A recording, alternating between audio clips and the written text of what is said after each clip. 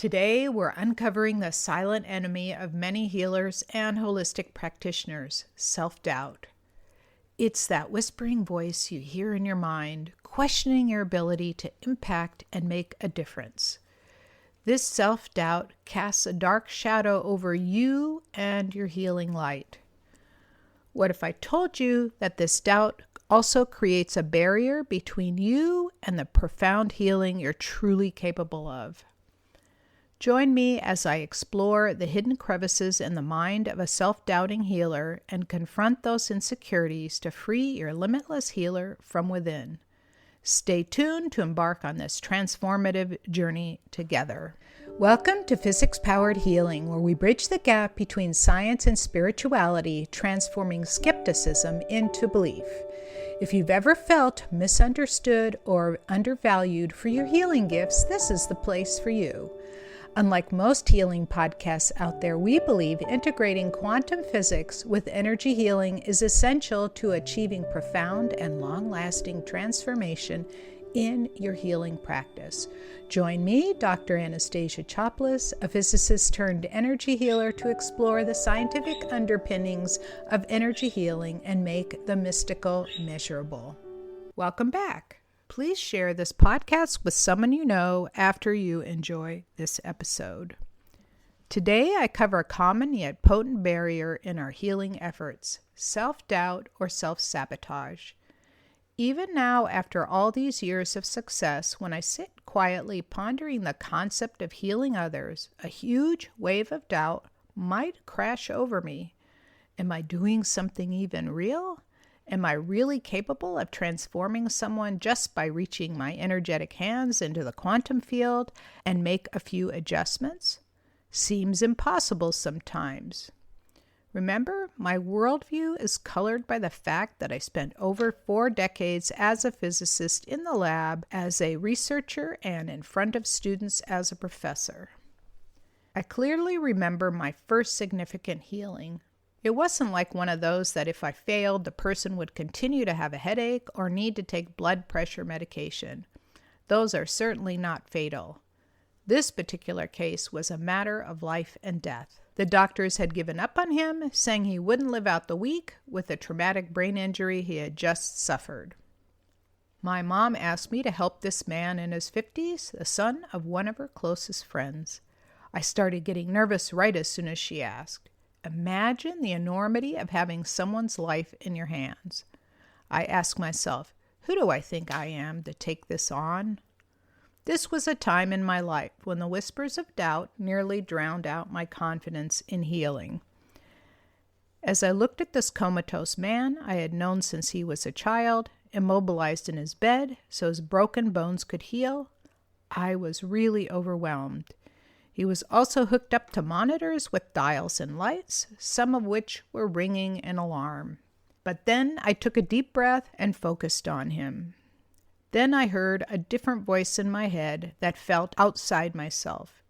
It answered that question of who did I think I was. I clearly heard, if not you, then who? Then I realized I had just gotten in my own way, that my fears were just illusions.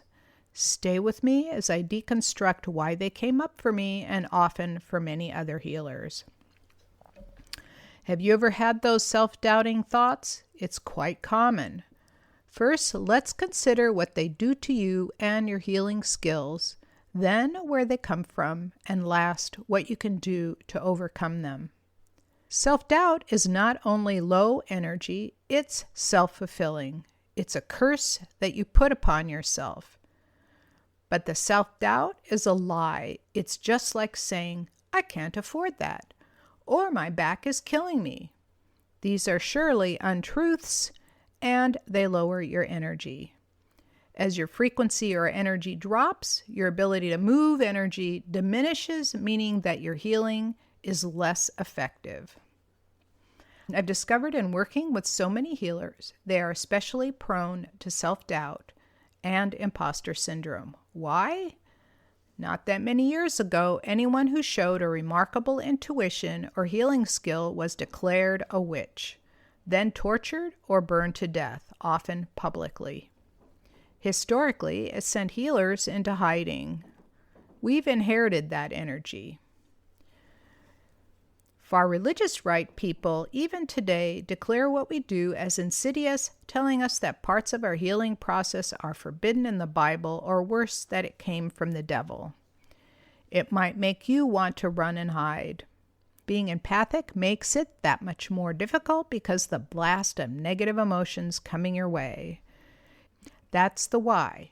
Here are the strategies that help me and other healers overcome this doubt and shift the narrative going on in our head. Many of these will be reminders for you. First off, keep practicing your energy hygiene. It shores up your energy field to protect you from the negative opinions and emotions of others. It acts as a shield or mirror to bounce off that low energy. Choosing the right color for the edge of your field can filter out the low-frequency energy as shown by scientific experiments. Get into the habit of doing something for yourself every morning, no matter what. It takes more energy to remember to do something than it does to actually do it. Getting in the habit of doing self-care and hygiene every day saves you the energy of remembering. Second, take care of yourself first so you're able to help more people. Don't succumb to the never-ending demands you might receive from people you know and expect it for free. You will grow to resent them and neglect your self-care, which is essential to keep you in that place of joy and wanting to make a difference. Third, practice energy healing every day, either on you, your animals, or someone else. The best way to grow your confidence is success. One way I've practiced is to approach people that complained of something within earshot, wherever I was. I asked if I could help them with that and told them I was a healing student that needed practice. They usually said yes. This way, I got to watch people improve before my eyes. And last, let go. It's easier than you think. When you focus on the job at hand, just like I did in the healing I mentioned earlier, that focus keeps you from thinking about your self-doubt. For example, have you ever focused on a project such as creating an art piece or learn a new skill? The time flew, didn't it? You may have forgotten your surroundings, your hunger, and even discomfort because you were so engrossed in the process. Healing is much the same way.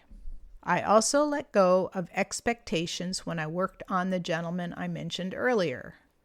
Then I could hear, see, and feel what I needed to facilitate a successful healing. And yes, he woke up from his coma better than ever and is still doing well a decade later. Every healer has their own unique talents and gifts, including you. Embrace yours. Thank you for joining today's episode on conquering self-doubt to release your true healing potential. When you're ready to dive deeper and embrace your inner healer fully, connect with me off air. Download the free energy hygiene healing audio at scientifichealer.com/wakeupbrain. Did this message resonate with you? If yes, please subscribe to my channel, share it with a fellow healer, and give it a thumbs up or 5-star rating, and even review it to let others know about physics-powered healing. Next time, we'll explore the struggle to attract new healing clients, where I'll explain how the characteristics of highly sensitive and often introverted healers might interfere with drawing in healing clients, and what you can do about it. Thank you for tuning in to Physics-Powered Healing. You'll find resources and show notes on our website at physicspoweredhealing.com. Until next time, I'm Dr. Anastasia Chopelas, sending you golden healing light and success vibes on your journey to becoming a powerful, healthy, and confident healer. Remember, your healing gifts are so needed in this world.